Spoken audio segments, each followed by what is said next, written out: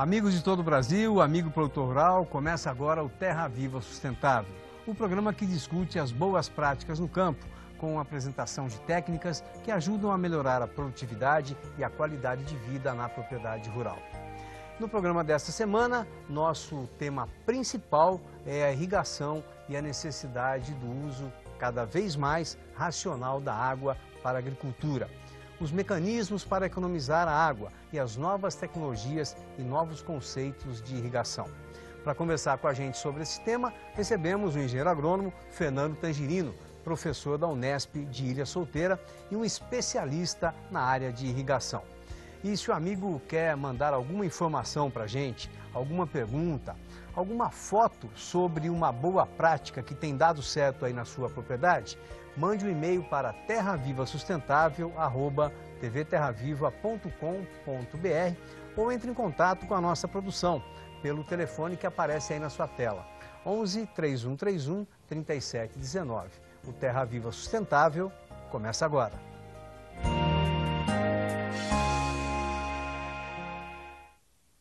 O professor Fernando Braz Tangerino Hernandes, titular da Unesp de Ilha Solteira e coordenador da área de hidráulica e irrigação, escreveu recentemente um artigo que trata da situação de baixa oferta das águas nos mananciais e a redução constante do nível dos reservatórios na região noroeste do estado de São Paulo. O professor alerta para o fato de não podermos contar apenas com a regularidade na oferta das chuvas e medidas para a retenção de água na bacia hidrográfica são urgentes e, portanto, necessárias. Professor Tangerino, obrigado por atender o nosso pedido e vir mais uma vez aqui no Terra Viva bater um papo com os nossos companheiros de todo esse Brasil. Obrigado. Obrigado pela oportunidade, pelo convite. É uma satisfação estar aqui com você hoje. A honra é nossa. Professor, estamos vivendo um momento de extremos aqui no Brasil, nesse final de primeiro semestre, né? Junho, começo de julho, começo de segundo semestre. Muita chuva no sul do país. Teve um dia que choveu demais em Santa Catarina, né? Um volume histórico. E no sudeste, uma das maiores secas, né, da história da região. Isso muda o jeito da gente pensar o uso da irrigação na agricultura também, né, professor? Deve mudar, Tobias.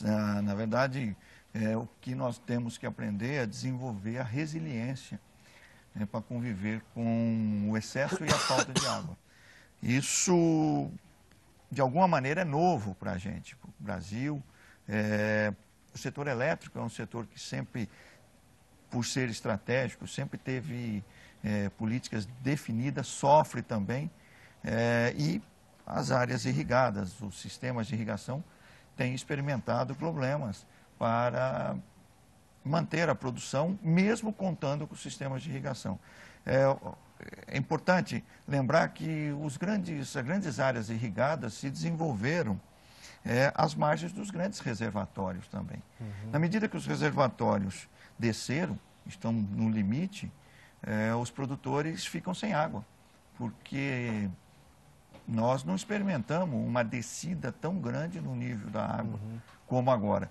Então, as nossas captações não estavam preparadas para essa situação, e o que nós chamamos de volume morto apareceu também para a irrigação, que é o volume morto. Muita gente ainda tem dúvida disso.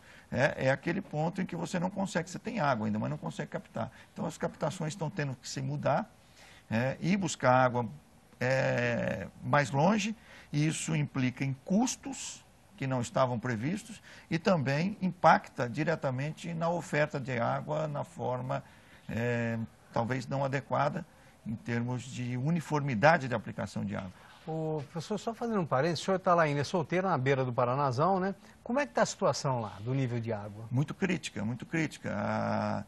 Ali é onde nós temos um grande reservatório, a terceira maior hidrelétrica do país, que é a hidrelétrica de Ilha Solteira, que junto com a de Três Irmãos, forma um lago só, unidos pelo maior canal artificial do mundo, que é o canal de Pereira Barreto. E tem bastante pivô por ali também, na Tem região. também. Não tanto quanto a gente gostaria para as condições do estado de São Paulo. Muito mais... É uma região, a região de maior potencial para a agricultura irrigada do estado de São Paulo, mas ainda é o predomínio da pecuária. Mas a irrigação é uma realidade.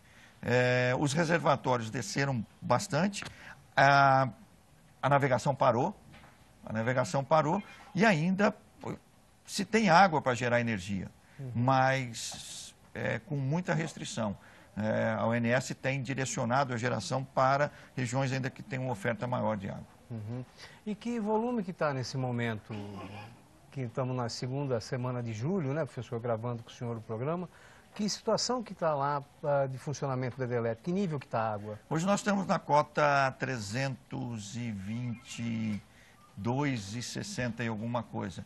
O que quer dizer isso? Quer dizer que até 321 você gera energia com tranquilidade, tá? Ainda temos água, mas o que a grande imprensa está dizendo é que nós estamos com um volume zero, tá? Porque a partir da implantação do canal de Pereira Barreto, o nível mínimo referencial deixou de ser entrada na turbina e sim a navegabilidade. Então, volume zero significa parar a navegação. Certo? Temos água ainda para gerar energia, tá?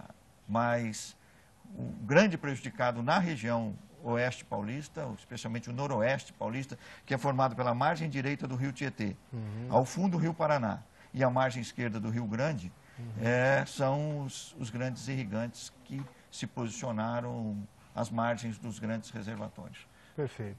Professor, tem uma reportagem que eu quero que a gente assista juntos, que é o contraste dessa situação de seca aqui no Sudeste. Vamos lá. Além das estradas e das plantações arrasadas pelas enxurradas, tem também os prejuízos que não são imediatos, mas que o agricultor vai sentir. A água que rompeu lavouras levou mais do que a produção, mas os nutrientes da terra são levados também. Confira na reportagem da TV Tarobá.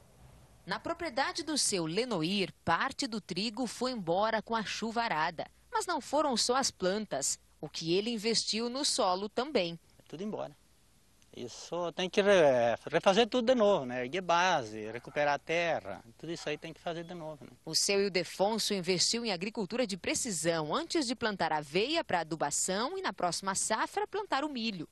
A enxurrada levou tudo para o rio. Eu tinha posto calcário e plantado aveia com adubo, tá? E o adubo foi, a aveia foi, o calcário foi. Tem que tentar recuperar de novo, né? A terra está crua.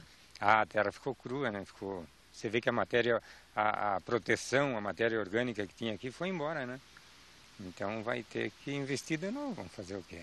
Os investimentos certamente deverão ser grandes, mas importantíssimos para o agricultor ter uma boa safra de verão, que é a próxima, que ainda virá. Nós viemos até uma empresa de sementes em Cascavel, que também faz recuperação de solos. Eu vou conversar agora com o Luiz, que vai falar um pouquinho mais sobre esse assunto com a gente. Luiz, qual que é a parte mais importante do solo lá na lavoura? Bom, a mais importante aqui para a nossa região é de 0 a 20 centímetros, que pode ter sido levado com essas erosões que deu, né? Então essa parte de 0 a 20 é onde que se concentra a grande quantidade de nutrientes e é onde se concentra o maior volume de raiz. O que o produtor rural tem que fazer para recuperar esse solo degradado? Bom, o primeiro é ele entrar em contato com o técnico da confiança dele para juntos fazerem uma avaliação do que aconteceu e o tamanho que tem do estrago da erosão, que tipo de erosão que foi. E a partir daí, então, se fazer um estudo de recuperação. Aí vem a questão de investimento, a questão de quanto que ele vai disponibilizar de recurso para isso. Luiz, qual que é o melhor momento para o agricultor fazer essa recuperação de solo? Essa recuperação, ela funciona assim. Se você tem trigo lá e é possível deixar, você faça depois da colheita do trigo. Agora, se você tem uma cultura menos importante economicamente, ou está em pousio, ou alguma outra situação, você pode fazer essa recuperação observando sempre agora a chuva nos próximos dias. E se o produtor rural não fizer a recuperação de solo nesse momento, ele pode ter a produtividade da próxima safra de verão prejudicada? Com certeza. A próxima safra de verão, para quem teve muito estrago ou teve muita mancha, a produtividade pode ser comprometida nessas manchas, nessas localidades. Professor Tangerino, então a gente viu aí um contraste, né, o que os estados do sul do país viveram nas últimas semanas, chuvas intensas, fenômenos extremos e muita erosão do solo. Se a gente cuidar direitinho, mata ciliar, fazer cobertura verde Isso vai ajudar também na produção de água? Não tenha dúvida. Esse é o grande desafio. Especialmente, estou falando da minha região, que é a região noroeste paulista, que tem a maior taxa de desmatamento do estado de São Paulo. O que nós temos? Milhares de nascentes, a grande maioria das nossas nascentes desprotegidas, os nossos córregos tomados por taboa, é uma espécie de nome científico tifa, é uma espécie exótica, espécie classificada como problema, e a falta da conservação do solo em todas as suas formas, terraceamento, curva de nível, plantio direto, até mesmo cultivo mínimo, a mata ciliar. Nós temos que fazer com que a água fique na bacia. O que significa isso? Fazer com que a água infiltre em detrimento ao escoamento dela, ou escorrimento. Isso, quando a água vai pela superfície, acontece o que nós vimos na matéria. Leva o nutriente, faz-se erosão, pode começar com sulco, depois virar uma erosão, uma vossoroca, e a consequência disso é que esse solo vai parar no córrego. Então, a calha, que antes era estreita e profunda, fica larga e rasa. É totalmente indesejável. Isso é o assoreamento. Então, nessa situação, o que nós temos? Nós temos uma ampliação da diferença entre a vazão máxima e a mínima. E as ações têm que ser feitas de forma bastante contundente, enfática, para diminuir a diferença entre a vazão máxima e a vazão mínima. Como se faz isso? Recarregando o lençol freático, fazendo com que a água infiltre. A água infiltrando, ela vai sair, vai recarregar o lençol freático e ela vai sair em maior quantidade na estação seca. O que nós vemos hoje no estado de São Paulo, se te colocarem num helicóptero vendado e jogarem lá no meio, em algumas regiões você acha que você está no Nordeste. A pastagem hoje, começo, primeira semana de julho, a pastagem seca, totalmente seca. E a falta de conservação do solo leva a tudo isso. Então, programas contundentes que levem à conservação do solo, que levarão à conservação da água e a oferta da água de forma mais efetiva. Professor, eu quero que o senhor fale também, vamos falar um pouquinho de irrigação. O que é o uso racional da água para irrigação, né? E o que a gente tem de novidade em termos de tecnologia para irrigação, para a agricultura. Mas daqui a pouquinho, vamos fazer um rápido intervalo. Já já a gente volta com o professor Fernando Tangerino falando sobre irrigação e o uso racional da água. Já já.